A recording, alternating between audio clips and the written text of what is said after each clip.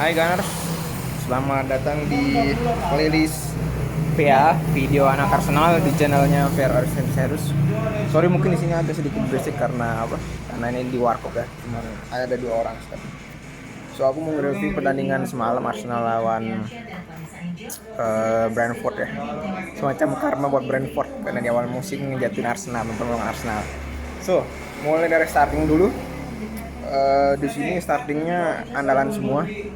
Kayak misalkan 4-2-3-1 di mana penyerangnya Laka, sayap kirinya SR bukan Gabi karena akumulasi kartu kuning nggak bisa main, dan semoga terus menerus SR yang main ya. Ketiga laga lah ke depannya. Terus IMF-nya itu si siapa? Odegaard, sayap kanannya Saka. Duet gelandangnya ini Zaka dan Partey, back kiri si siapa? Si Tierney, duet tengah biasa Gabriel sama siapa itu? Ben White, sayap kanan niku back kanan niku Cedric. Tomiyasu masih belum bisa main. Sama siapa itu? Kipernya si Ramsdale ya, my favorite player Arsenal now. Oke. Mulai dari babak pertama itu 20 menit pertama tuh mainnya ya sekitar 20 menit pertama lah itu mainnya kurang nendang, benar-benar kurang nendang ya, karena Arsenalnya masuk ke sepertiga lawan itu udah gampang direbut bolanya, dan juga dari Brentford-nya terlalu main parkir bis sehingga cukup membosankan ya. Bukan membosankan, bikin greget karena nggak ada momentum yang terlalu berbahaya gitu.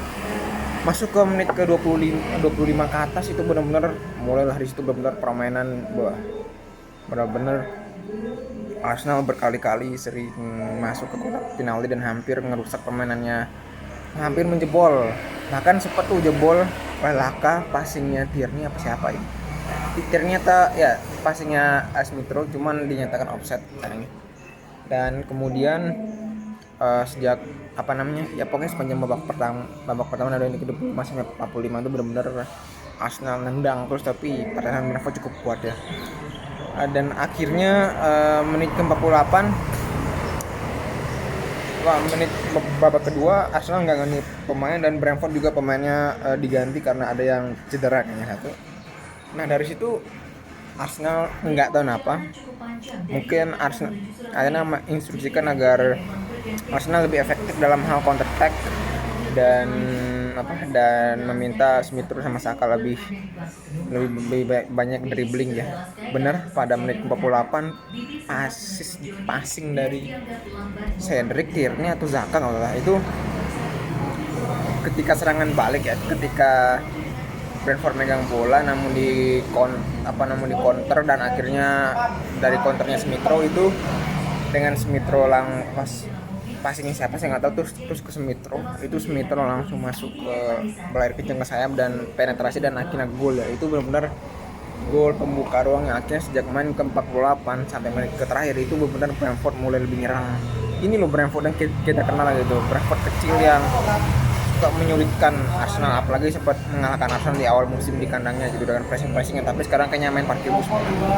Jam menit ke 48 sampai menit ke berapa itu ya, sampai sebelum gol kedua itu cukup saling nyerang, cuman Brentford ini karena gara pemainnya pas-pasan jadinya nggak pernah sampai membahayakan gitu. Akhirnya sampai golnya Arsenal di 81 oleh Saka ya, Saka sama asisnya siapa saya lupa gitu. Itu akhirnya gol, Brentford makin lebih nyerang lagi, dan akhirnya mereka dapat di menit ke 89 90-an pas extra time itu free kick, dan akhirnya gol walau sempat sebelumnya di offside ya. Cuman yang saya menjengkelkannya dari sepanjang match ini adalah wasitnya yang bapak-bapak buncit ini itu dia nggak sering ngecek VAR loh, agak cukup kontroversi aja gitu. Kontroversi bukan dalam hal ngasih kartu, tapi lebih ke ngecek VAR-nya gitu Kak. Cukup mengecewakan sih.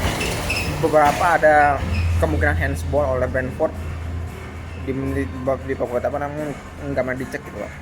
Akhirnya dan sepanjang match ini yang bermain hampir semua pemain bermain cukup bagus, yang mungkin agak lumayan itu adalah Zaka ya. Yang bermain lumayan itu Zaka, Terus waktu itu Zaka, Tierney, Laka itu nggak terlalu nggak terlalu yang membahayakan, cuma dia bekerja keras. Kalau Zaka, Tierney itu lumayan nggak sebagus yang lain, men. Dan inilah yang membedakan Arsenal sama MU. Arsenal tuh bisa main 90 menit, tapi nggak semua pemain. Kalau MU tuh semua pemain bisa main bagus, tapi beberapa menit doang gitu. Dan pas aku buat video ini bikin, ternyata Spurs juga menang atas City, which is good ya. Coba Arsenal bisa ngalahin City gitu. Dan kemungkinan besar ke depannya itu 4 besar itu antara West Ham sama Arsenal. MU itu peringkat 6, Spurs itu peringkat maybe 7. Pokoknya MU itu peringkat 6 kalau. Antara peringkat 4-5 itu antara Arsenal, West Ham atau Spurs. Apalagi semua muka bilang kalau yang penting adalah Arsenal bisa membalikkan lagi track kemenangannya, walaupun kali ini track clean sheet-nya itu gagal lagi, tapi it's okay. Kedepannya besok lawan Wolves di laga pengganti ya, laga pengganti buat laga yang kemarin. And then apa lagi ya, nothing sih kayaknya. Dan semoga Arteta sadar kalau SR di starting lagi, mending Gabi lagi jelek mainnya 2 laga terakhir ya. Itu aja sih kayak. Dan semoga Arsenal besok dapat striker yang lebih skillful lah daripada Laka. Gak mesti yang jago ngegolin, tapi yang lebih skillful dan banyak mengancam gitu, banyak ngasih shooting lah. Oke, itu aja dari aku, Vero. Goodbye guys.